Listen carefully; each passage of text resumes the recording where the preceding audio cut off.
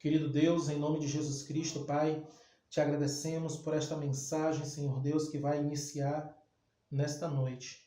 Que o teu Espírito Santo, Senhor, use a tua palavra, Senhor Deus, nesta noite. Prepara os nossos corações para a tua palavra. Nós oramos em nome de Jesus. Amém. Graça e paz, irmãos, boa noite. Estamos nos preparando para mais uma mensagem da palavra do Senhor. Agradecemos a Deus por esta primeira parte que nós tivemos com os irmãos aí à frente. No mês de maio, normalmente, é uma tradição na nossa igreja que as irmãs, elas definam tema, definam os hinos oficiais. E neste mês de maio, nós procuramos pregar, trazer estudos bíblicos, levando em consideração essa escolha que as irmãs fazem.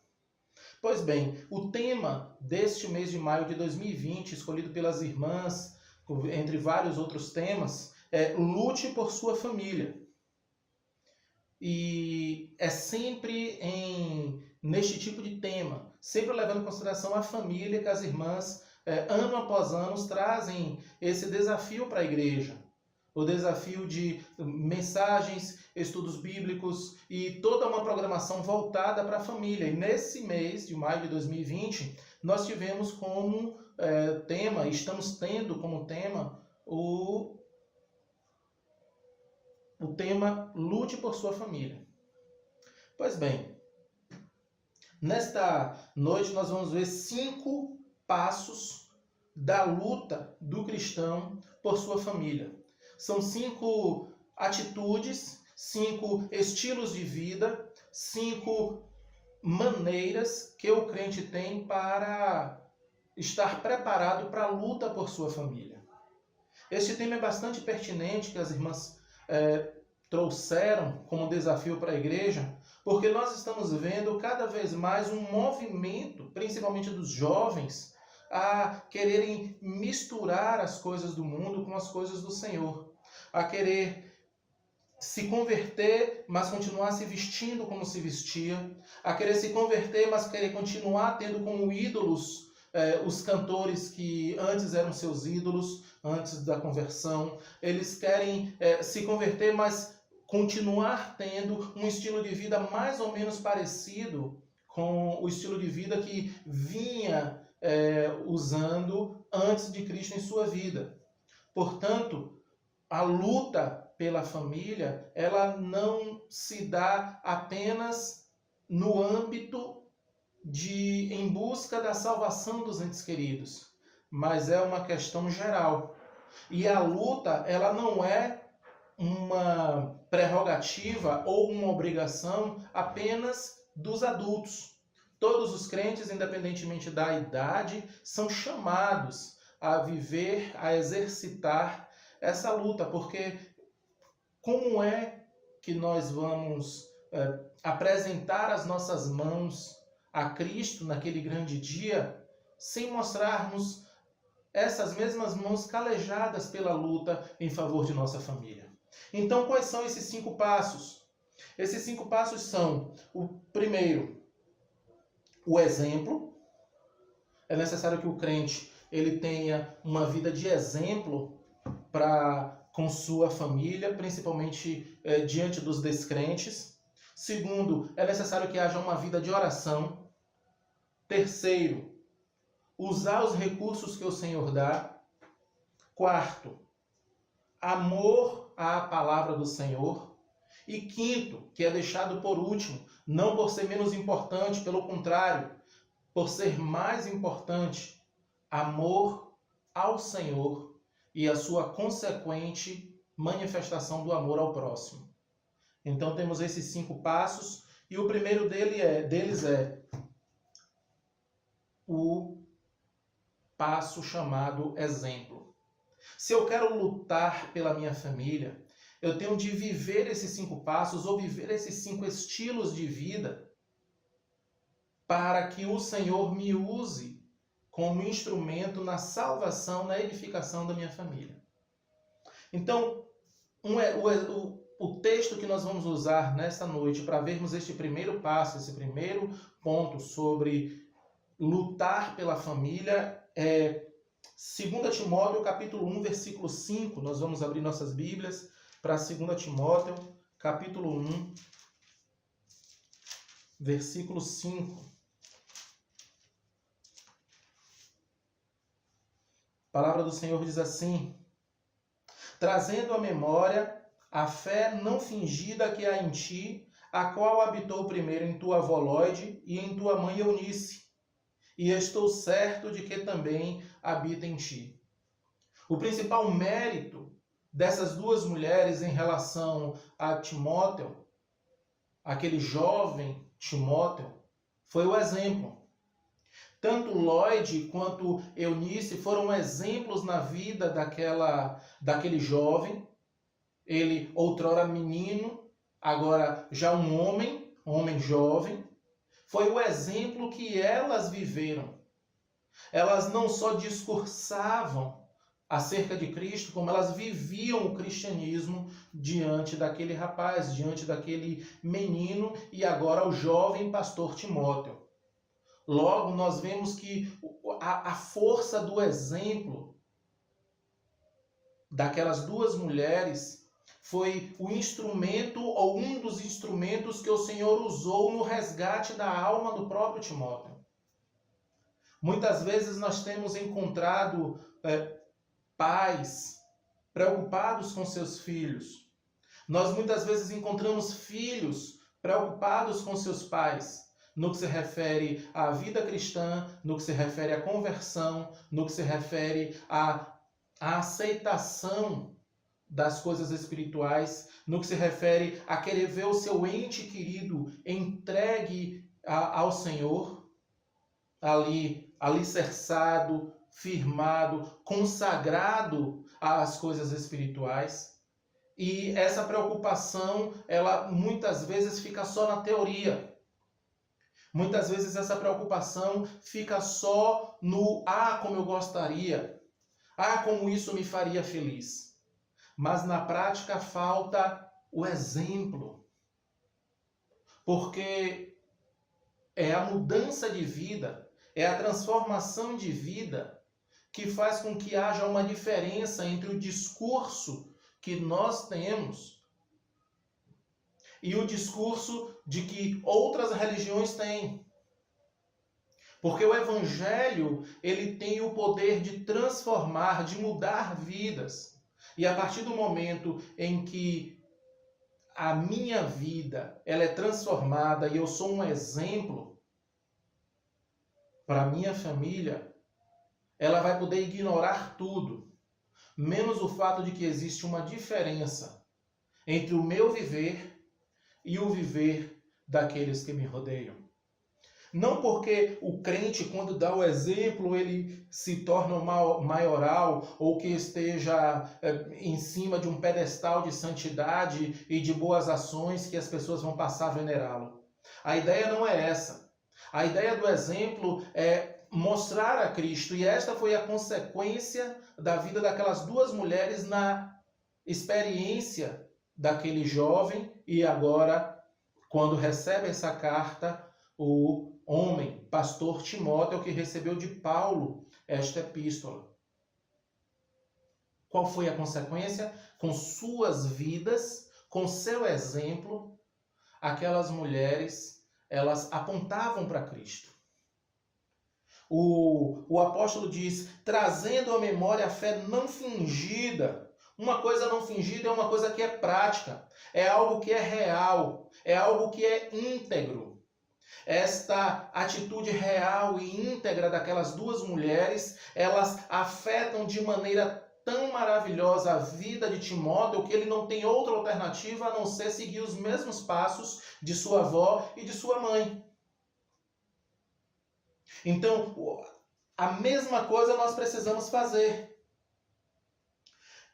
Ainda nesse mesmo livro, 2 Timóteo, no capítulo 3, versículos 14 e 15, diz assim, tu, porém, aqui Paulo ainda falando com Timóteo, diz, tu, porém, permanece naquilo que aprendeste e de que foste inteirado, sabendo de que tens aprendido e que desde a tua meninice sabes as sagradas letras que podem fazer-te sábio para a salvação pela fé que há em Cristo Jesus. Por que o jovem pastor Timóteo sabia dessas coisas desde a sua meninice?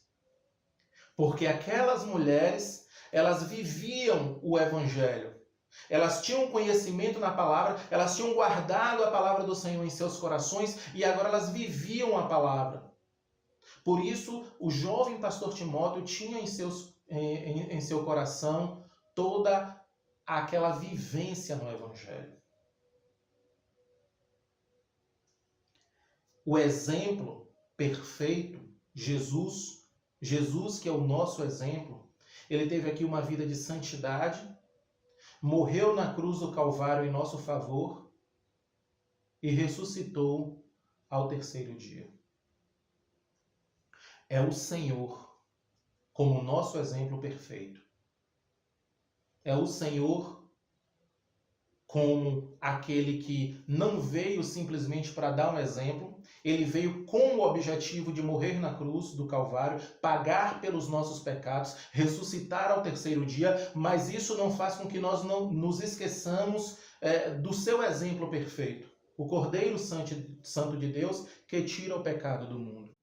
Em 1 Timóteo, capítulo 4, versículos do 6 ao 16, dizem assim: propondo estas coisas aos irmãos, serás bom ministro de Jesus Cristo, criando com as palavras da fé e da boa doutrina que tens seguido, mas rejeita as fábulas profanas e de velhas, exercita-te a ti mesmo em piedade. Porque o exercício corporal para pouco aproveita, mas a piedade para tudo é proveitosa, tendo a promessa da vida presente e da que há de vir.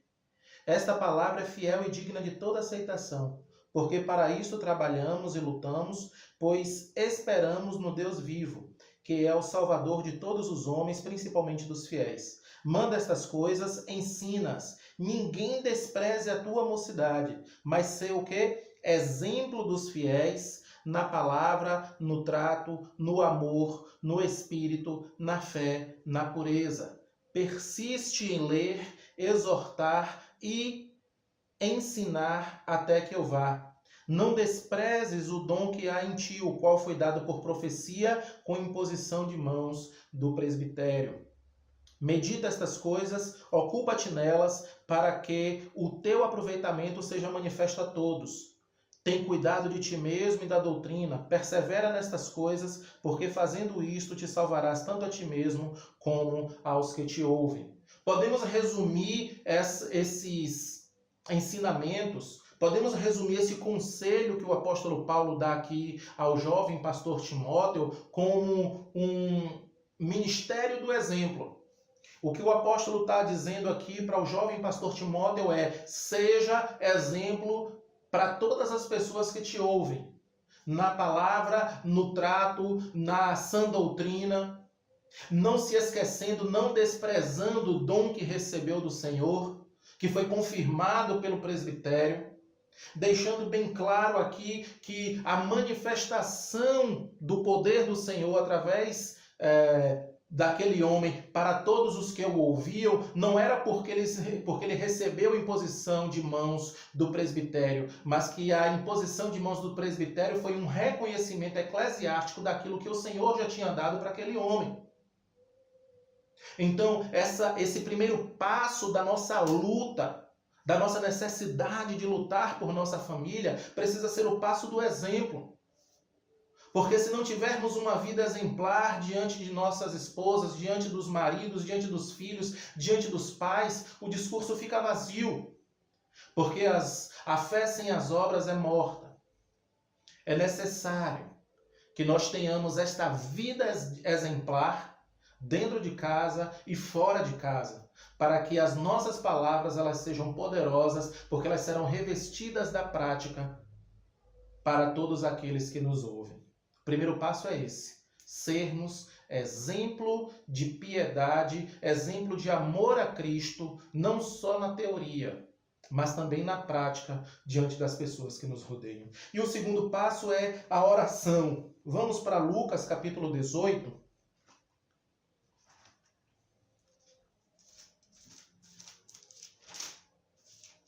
Lucas capítulo 18, versículos do 1 ao 8, diz assim: E contou-lhes também uma parábola sobre o dever de orar sempre e nunca desfalecer, dizendo: Havia numa cidade um certo juiz que nem a Deus temia, nem respeitava homem algum. Havia também naquela mesma cidade uma certa viúva e ia ter com ele dizendo: Faze-me justiça contra meu adversário. E por algum tempo não quis, mas depois disse consigo: ainda que não temo a Deus, nem respeito aos homens, todavia, como esta viúva me molesta, hei de fazer justiça, para que, enfim, não volte e me importune muito. E disse o Senhor: ouvi o que diz o injusto juiz. E Deus não fará justiça aos seus escolhidos, que clamam a ele de dia e de noite, ainda que tardio para com eles? Digo-vos que depressa lhes fará justiça. Quando, porém, vier o Filho do Homem, porventura achará fé na terra? Jesus conta essa parábola para os seus discípulos para ensinar o nosso dever de orar sempre e nunca desfalecer. Esta é uma atitude do crente que espera no Senhor, que tem como o Senhor a sua fonte de todos os benefícios. Nós, por sermos dotados de perspicácia, de inteligência, cada qual com suas características, estes mais do que aqueles, nós temos a infeliz ideia de sempre colocar a nossa própria estratégia, a nossa própria maneira humana de tratar as coisas em primeiro lugar. E só então, quando todas essas coisas falham, é que, chorando, vamos para o joelho em oração buscar o auxílio do Senhor. Mas a verdade é que deveria ser o processo inverso. Sempre é necessário que a primeira estratégia a ser usada seja a da oração. Nós lutamos pela nossa família e muitas vezes queremos lutar pela nossa família através da discussão, através de querer ganhar os argumentos, através de querer mostrar a nossa própria lógica. Queremos ganhar a família e temos a mania de querer dar sempre a última palavra em qualquer conversa, em qualquer discussão. Queremos ganhar a família, mas sempre ter razão em todas as coisas. Mas a primeira atitude que nós devemos fazer é aquela atitude de ser exemplo e também de orar. Orar, inclusive, pedindo ao Senhor misericórdia pelas próprias atitudes. Pedindo ao Senhor misericórdia para que nós olhemos para nós mesmos.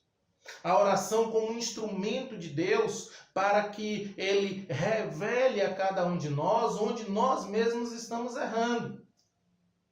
Porque a própria palavra do Senhor nos instrui a nós confrontarmos a nós mesmos, a nós julgarmos a nós mesmos para não sermos julgados. Porque a coisa mais comum que tem é nós querermos usar as estratégias humanas, as atitudes humanas. Mas quando nós oramos, nós colocamos diante do Senhor quais são as nossas petições, quais são as nossas necessidades, quais são os nossos sonhos. E o Senhor mesmo nos instrui a pedir em nome de Jesus e o Senhor fará. E alguém pode dizer, sim, pastor, verdade, mas tem anos que eu oro por determinada coisa. E o texto está dizendo aí que depressa lhes fará justiça. E eu pergunto, irmão, irmã, o que é justiça?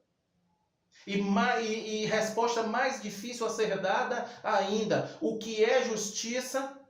Levando em consideração o ponto de vista de Deus sobre o que é justiça. Muitas vezes nós não sabemos responder. Porque nós temos nosso próprio conceito de justiça. Nós temos nosso próprio conceito ou nosso próprio achismo sobre o que é bom para nós. Mas o Senhor é o nosso Pai.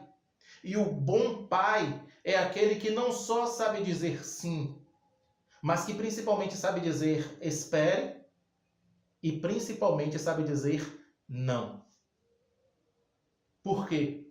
porque Ele sabe o que é melhor para nós. E é através da oração que nós vamos colocar diante do Senhor quais são as nossas necessidades. É através da oração que nós vamos colocar diante do Senhor quais são os nossos anseios, os nossos sonhos, o que nós pensamos sobre a nossa família ou sobre aquele ente querido que nós queremos ganhar para Cristo, que nós queremos vê-lo voltando para os pés do Senhor. É através da oração. O Senhor já sabe, e isto é maravilhoso aos nossos olhos, porque o Senhor já sabe o que nós vamos pedir. Ele já sabe quais são as nossas necessidades e Ele já sabe o que nós vamos pedir, mas Ele tem prazer em ouvir a sua voz, meu irmão, a sua voz, minha irmã. Ele tem prazer em ouvir a sua voz em oração. Então, joelho no chão, sinceridade diante do Senhor com oração. Em 1 Tessalonicenses 5,17 nós encontramos esse versículo tão curto e tão direto que diz: orai sem cessar. Isso é um ministério. A oração é um ministério. Orar sem cessar. Vencer a preguiça de orar. Esse isolamento social por causa do coronavírus tem jogado por terra muitos argumentos de muitos crentes, ao dizerem que não tem tempo para as coisas espirituais, e aqui especificamente falando sobre oração. Quantos disseram ao longo de suas vidas de crente: não tenho tempo de orar? Agora muitos, com exceção daqueles que precisam trabalhar, continuar trabalhando porque de alguma maneira trabalham em alguma área essencial da economia, mas muitos estão em casa. Mas será que a vida de oração melhorou? Será que passou a investir mais tempo em oração? Essa é uma pergunta que fica. O terceiro ponto que nós precisamos levar em consideração sobre a nossa luta em favor da nossa família, a nossa luta por nossa família, é o uso dos instrumentos que Deus nos dá. Quando nós recebemos do Senhor uma instrumentalidade espiritual, ou seja, quando Ele nos dá recursos para nós vencermos as nossas batalhas e nós não usamos, nós simplesmente estamos sendo negligentes com todo o tesouro maravilhoso que o Senhor disponibilizou para cada um de nós. E essa negligência muitas vezes ela custa caro, porque até nós aprendermos que esses instrumentos, toda essa instrumentalidade espiritual está à nossa disposição e podermos começar a usar essa instrumentalidade, a gente experimenta antes disso muitas derrotas.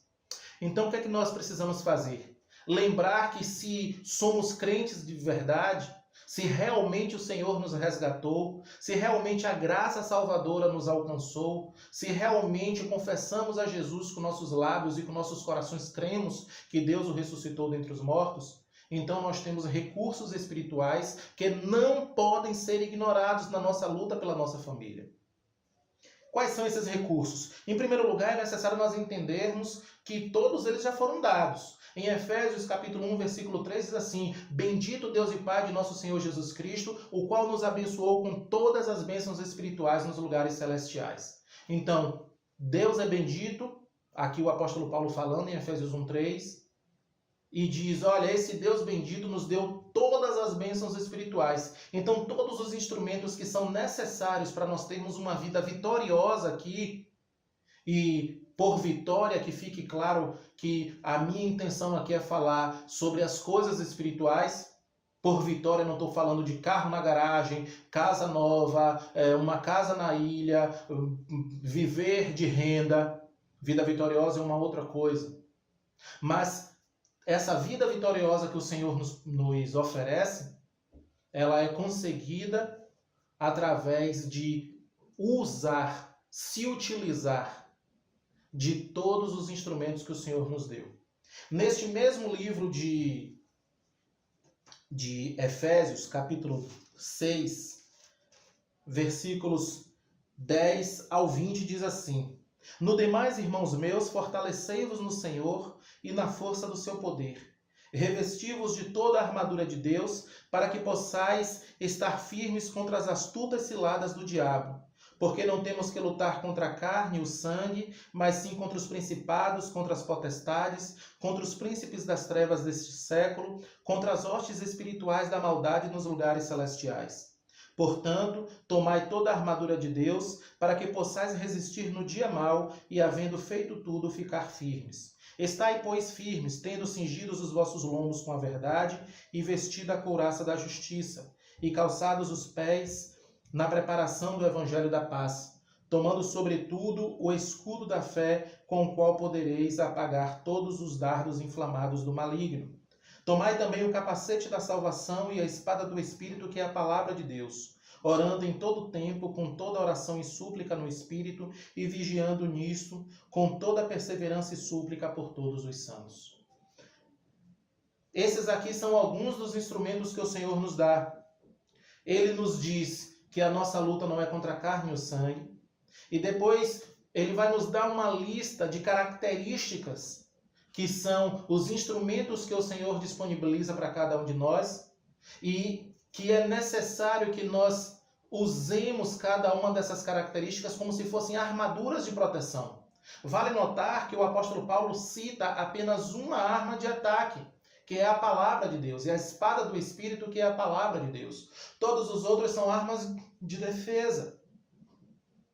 É justamente o inverso do que nós gostaríamos.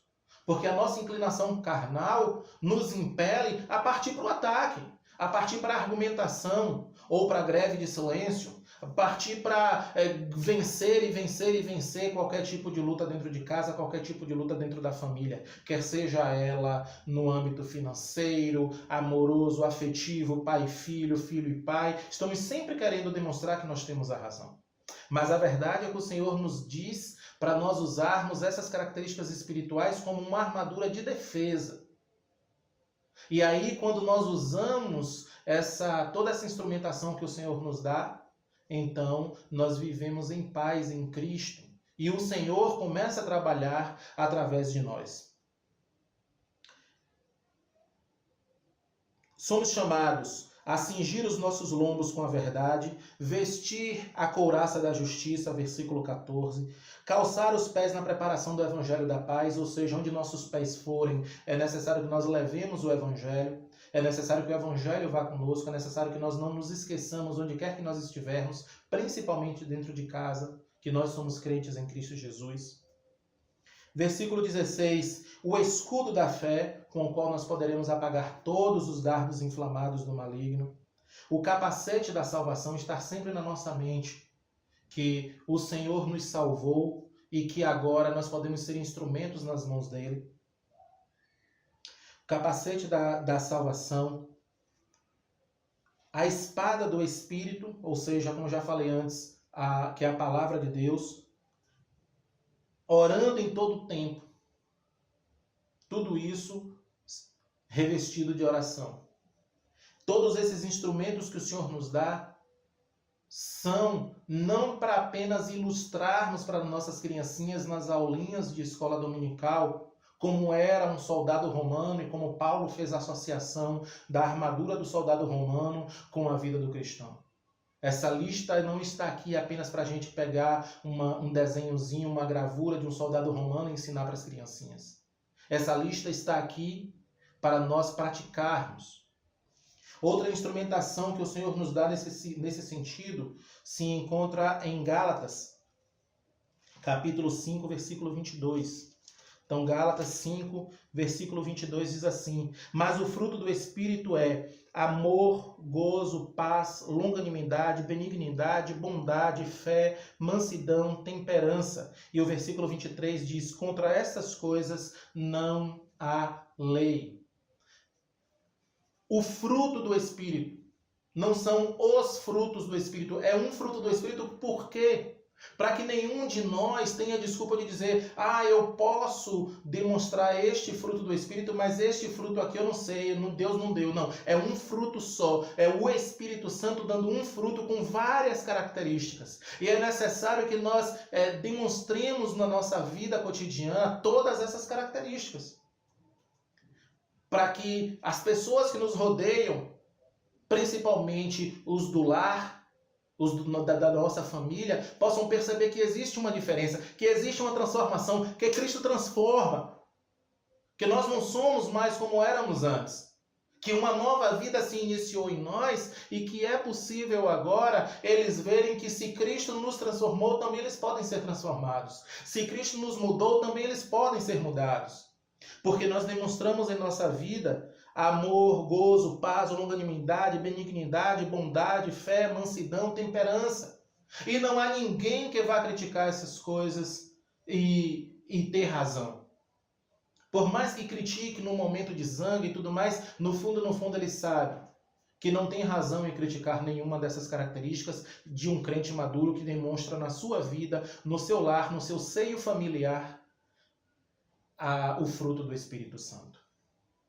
Em Efésios capítulo 1, versículo 13, tem um outro instrumento que o Senhor nos dá e que é necessário que a gente se lembre na nossa luta diária em favor de nossa família. É Efésios capítulo 1, versículo 13, que diz assim: em quem também vós estáis, depois que ouvistes a palavra da verdade, o evangelho da vossa salvação, e tendo nele também crido, fostes selados com o Espírito Santo da promessa. Essa outra característica, queridos, este outro instrumento que o Senhor nos dá é o fato de sermos selados com o Espírito Santo. O Espírito Santo está à nossa disposição para nós vivermos de acordo com Ele, para nós vivermos de acordo com as coisas espirituais. Se nos esquecermos de viver conforme o Espírito Santo, ou seja, o Espírito Santo está dentro de nós, reside em nós e nós podemos ser usados por Ele. Essa instrumentação precisa ser vista com todo carinho, com todo amor por todo cristão, para nós vivermos no Espírito. Esse é outro instrumento que o Senhor nos dá, uma vida no Espírito. Queridos, a quarta característica, ou quarto passo para aquele que quer lutar pela sua família, é o amor à palavra de Deus. Para nós entendermos o que é o amor à palavra de Deus, primeiramente é necessário nós entendermos um pouco sobre a própria palavra do Senhor, um pouco sobre o que ela fala de si mesma, de onde vem sua autoridade, para que não haja um mau entendimento. Porque há pessoas no mundo todo, inclusive religiões que se dizem cristãs, que acham que a igreja tem autoridade sobre as Escrituras. E nós vamos ver hoje nas Escrituras que é o contrário. As Escrituras, a palavra de Deus, ela tem autoridade sobre a igreja, e não o contrário. Então, 2 Pedro, capítulo 1, versículo 21, diz assim: porque a profecia nunca foi produzida por vontade de homem algum, mas os homens santos de Deus falaram inspirados pelo Espírito Santo. Logo, os homens de Deus, os homens que produziram as Escrituras, quando eles falaram inspirados pelo Espírito Santo. A Escritura, portanto, ela não é um produto do homem. A Escritura é o resultado entre o que o homem desejou escrever, é um resultado do que o homem desejou deixar registrado para o crescimento de Israel e posteriormente para o crescimento da igreja, só que gerenciado pelo Espírito Santo, porque a profecia nunca foi produzida por vontade de homem algum. Mas os homens santos de Deus falaram inspirados pelo Espírito Santo. É interessante que essa palavra aqui, inspirado, no original grego, ela significa respirado. É como se o Espírito Santo estivesse respirando no homem aquilo que ele deveria falar, aquilo que ele deveria escrever. É claro que esse trabalho do Espírito Santo sobre os homens que escreveram a palavra do Senhor preservou, respeitou as características individuais de cada escritor humano.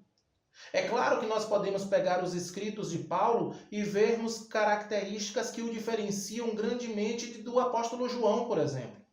Nós não podemos pegar o estilo epistolar, ou seja, de cartas, da maioria dos livros do Novo Testamento e querer comparar com a maioria dos livros do Antigo Testamento. Não podemos pegar livros como Os Profetas Maiores e Menores e querermos comparar com a literatura sapiencial ou a literatura poética do próprio Antigo Testamento.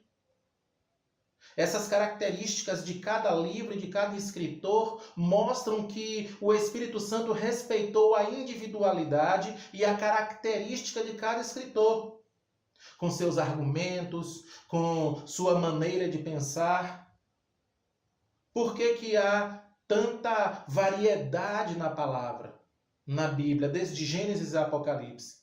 Porque o Espírito Santo, ele preservou em cada um dos escritores da palavra a característica que diferenciava um escritor do outro. Por isso nós temos uma unidade ao longo de 1500 anos, desde quando Moisés escreveu o primeiro livro até o apóstolo João escrever o último, ou seja, de Gênesis a Apocalipse, nós temos 1500 anos de intervalo, mais ou menos aí uns 40 escritores, escritos em 3 línguas diferentes, hebraico, aramaico e grego, em mais ou menos aí 3, 4 culturas diferentes, mas nós vemos uma unidade, porque toda a Escritura fala de um único assunto, Jesus Cristo, e para nossa salvação. E por que nós conseguimos ver toda essa unidade? Porque embora os escritores sejam todos esses, o autor é um, aquele que inspira é um. A autoridade, portanto, não recai sobre a instituição que reconhece os livros, mas os livros inspirados, ou seja, o Espírito Santo, tendo autoridade para colocar esta palavra inspirada como autoridade sobre a igreja. Então a igreja, reconhecendo essa autoridade, submete-se a essa mesma autoridade, reconhece essa mesma autoridade das Escrituras e procura pautar a sua doutrina e cada um dos membros pautar a sua vida de acordo com essas palavras. Isso é uma maravilha, irmãos, porque se não fosse assim, correríamos o risco de cair no relativismo. Ou seja, todos nós viveríamos pelo achismo. Eu acho isso, você acha aquilo e vamos lá, está tudo bem. Quando não é assim. Porque quando nós reconhecemos a inspiração da palavra, que a palavra foi inspirada pelo Espírito Santo e que tem autoridade sobre nós, então o que eu acho já não importa. Mas sim, o que importa é eu conformar o meu pensamento àquilo que está escrito. Então o primeiro ponto que nós levamos em consideração é esse. Qual é a autoridade das Escrituras? Ela começa nesse ponto. Foi o Espírito Santo que inspirou. Portanto, não é um produto humano, mas um produto divino que tem autoridade sobre cada uma de nossas vidas. Um outro trecho que nós queremos ver nesta noite é 2 Timóteo, capítulo 3, versículos 16 e 17. 2 Timóteo, capítulo 3, versículos 16 e 17 dizem assim: Toda a Escritura é divinamente inspirada e proveitosa para ensinar, para redarguir, para corrigir, para instruir em justiça, para que o homem de Deus seja perfeito e perfeitamente instruído para toda boa obra. Ao lutarmos pela nossa família, nós temos essa característica. Que característica? A característica daquele que ama a palavra e que reconhece que a palavra é inspirada por Deus, inspirada pelo Espírito Santo e ela é proveitosa. Toda a Escritura ela é divinamente inspirada e proveitosa para quê? Para ensinar, para redarguir, para corrigir, para instruir em justiça. Então, se eu estou lutando pela minha família, se eu estou lutando em favor da minha família, eu tenho que me lembrar dessa característica sobre a palavra. Porque quando eu luto, eu só tenho 2 estratégias para serem usadas. Não existem 3, 4, 5, 6 estratégias. Eu só posso usar uma ou outra estratégia. Apenas 2 estratégias existem. A estratégia humana ou a estratégia de Deus. A estratégia humana, ela não é só humana. Muitas vezes ela é ajudada pelo mundo, ajudada por Satanás. Mas quando nós usamos as estratégias humanas, quando nós usamos, as estratégias espirituais, a estratégia do Senhor, nós reconhecemos que ela é baseada na palavra de Deus, porque o Senhor não se contradiz, então nós saímos vitoriosos. Só existe uma maneira, amados, de ganharmos a nossa família, de sermos instrumentos nas mãos de Deus em favor de nossa família. É se nós usarmos a palavra. Porque toda a Escritura é inspirada. Não é uma parte, não são alguns versículos, não são livros difíceis de entender, que são aqueles que podem ser desprezados. Não importa se as pessoas doutas deste mundo vão dizer que passagem A é um absurdo, que passagem B nunca aconteceu, que passagem C não relata um milagre. Se a palavra do Senhor nos diz que A é A, então é A. Não importa que o homem diga que é B. Porque toda a Escritura é inspirada. E essa inspiração faz com que ela seja proveitosa para nós no ensino, para redarguir, para corrigir, para instruir em justiça. Para quê? Para que o homem de Deus seja perfeito e perfeitamente inspirado para toda boa obra, principalmente dentro de casa. Principalmente dentro de casa. Nós temos uma oportunidade maravilhosa aqui, irmãos, de vivermos na palavra. O Senhor Jesus é a palavra. Em João capítulo 1, versículo 1 diz: no princípio era o verbo, e o verbo estava com Deus, e o verbo era Deus. Essa palavra verbo, ela vem do grego logos, que significa palavra, que significa a perfeita expressão do pensamento. Ou seja, Jesus é a palavra perfeita. E ele nos deixou também a palavra escrita. Ele providencia para nós a palavra escrita, nos deixando essa palavra com todas essas características, com toda a autoridade que ela fala de si mesma. Então, se nós queremos ser perfeitos e perfeitamente usados ou utilizáveis por Deus para toda boa obra dentro de nossa família, não podemos desprezar o amor pela palavra. Aqui em Mateus, capítulo 22, nós encontramos a base para a nosso quinto passo, a nossa quinta maneira. Existem muitas tantas outras, mas nesta noite apenas 5 maneiras de lutarmos ou como lutarmos, 5 passos de como lutarmos por nossa família. É o amor. Em Mateus capítulo 22, versículo 34 em diante, diz assim: e os fariseus, ouvindo que ele, Jesus, fizera emudecer os saduceus, reuniram-se no mesmo lugar. E um deles, doutor da lei, interrogou-o para o experimentar, dizendo: mestre, qual é o grande mandamento da lei? Jesus disse-lhe: amarás o Senhor teu Deus de todo o teu coração e de toda a tua alma e de todo o teu pensamento. Este é o primeiro e grande mandamento. E o segundo, semelhante a este, é: amarás o teu próximo como a ti mesmo. Destes 2 mandamentos depende toda a lei e os profetas. Queridos, o amor é a base. Esta quinta bandeira, esta quinta característica, ou esse quinto passo de como lutar pela família, não foi deixado por último por ele ser menos importante. Foi deixado por último porque é ele que engloba todos os outros. O amor é o que permanece. Deus é amor. E o amor, ele não pode ser confundido com romantismo de novela ou de filmes hollywoodianos. O amor é muito mais do que isso. Em primeiro lugar, o amor é um mandamento. E por ser mandamento, ele é uma questão de obediência. Então, se eu quero lutar pela minha família, a primeira coisa que eu devo fazer, queridos, é amar a Deus. Isso fará de mim um exemplo. Isso fará de mim um exemplo diante de todas as outras pessoas, diante da minha família. Se eu amo ao Senhor, eu vou ter prazer em falar com o Senhor. É o uso da oração. Orar. Eu tenho prazer em conversar com aquela pessoa com quem eu amo, ou a quem eu amo. Eu tenho prazer nisso. Se eu amo o Senhor, eu vou me utilizar dos recursos que Ele disponibilizou para mim. Porque por amá-lo e saber que sou amado por Ele, eu confio na instrumentalidade que Ele deixou para mim e vou me utilizar dessa instrumentalidade, eu vou me utilizar desses instrumentos. Porque o amor me dá toda essa confiança de que Deus quer o melhor para mim. Se eu amo o Senhor, eu amo sua palavra. Se eu amo o Senhor, eu amo a sua lei.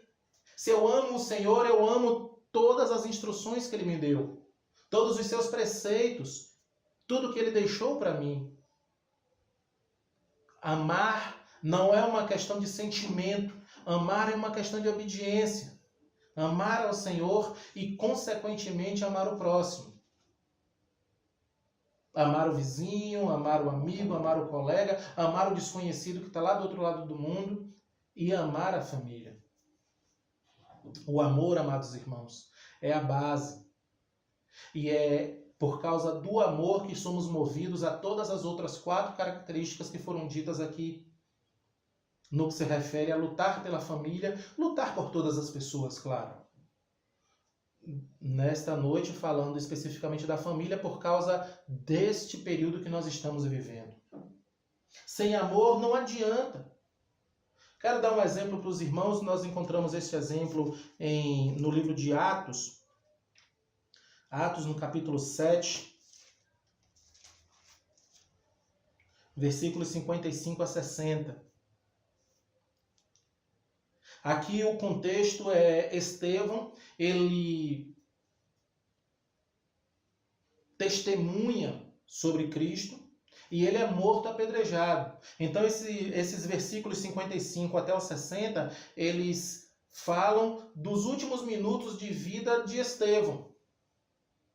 Aquele homem cheio do Espírito Santo, aquele homem, o primeiro mártir relatado na Bíblia, e que deixa para nós um exemplo de amor, seguindo o exemplo perfeito que é Cristo Jesus. O versículo 55 diz assim: mas ele, aqui Estevão, cheio do Espírito Santo e fixando os olhos no céu, viu a glória de Deus e Jesus que estava à direita de Deus, e disse: eis que vejo os céus abertos e o Filho do Homem que está em pé à mão direita de Deus. Mas eles gritavam com grande voz, taparam os ouvidos e arremeteram unânimes contra ele.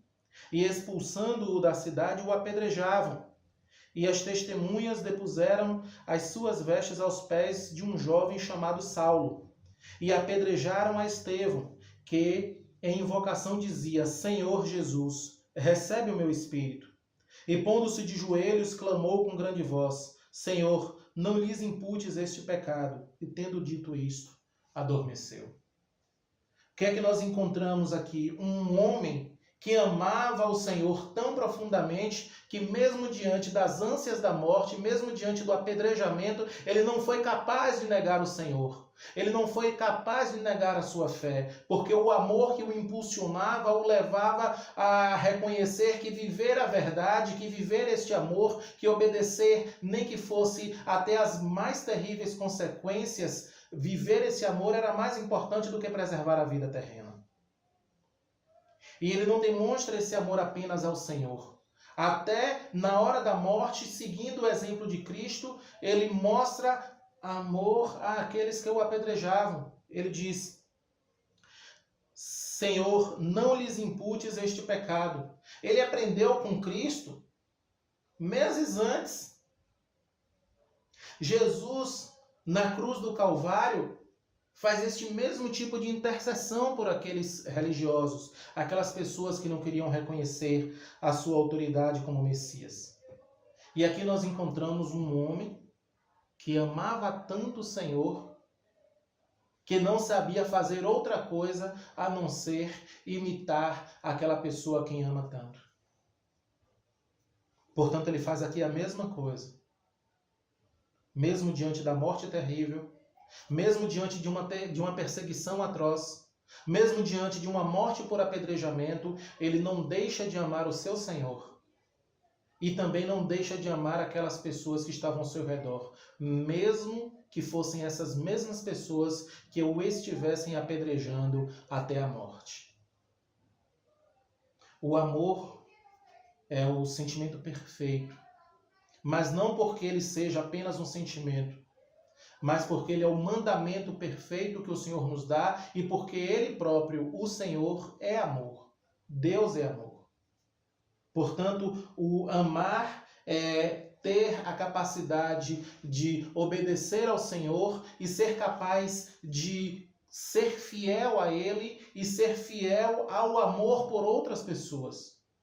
Muitas vezes, amar determinadas características pessoais é difícil. Algumas pessoas são mais difíceis de ser amadas. Aí é que entra a nossa perseverança em querer amar ao Senhor e também amar o próximo. Em 1 Coríntios, texto clássico sobre o amor, sobre o mandamento do amor, nós encontramos assim, capítulo 13, ainda que eu falasse a língua dos homens e dos anjos e não tivesse amor, seria como o metal que soa ou como o sino que tine. E ainda que tivesse o dom da profecia e conhecesse todos os mistérios e toda a ciência, e ainda que tivesse toda a fé, de maneira tal que transportasse os montes e não tivesse amor, nada seria.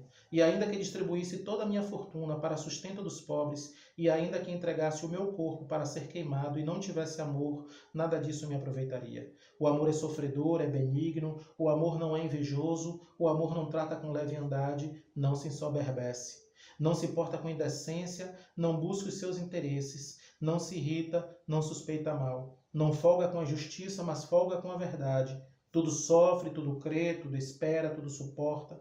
O amor nunca falha, mas havendo profecias serão aniquiladas, havendo línguas cessarão, havendo ciência desaparecerá. Porque em parte conhecemos e em parte profetizamos. Mas quando vier o que é perfeito, então o que é em parte será aniquilado. Quando eu era menino, falava como menino, discorria como menino, sentia como menino, mas logo que cheguei a ser homem, acabei com as coisas de menino. Porque agora vemos por espelho em enigma, mas então veremos face a face. Agora conheço em parte, mas então conhecerei como também sou conhecido. Agora, pois, permanecem a fé, a esperança e o amor. Estes três, mas o maior destes é o amor. Este amor ele não precisa estar apenas no discurso, é necessário que ele esteja na prática.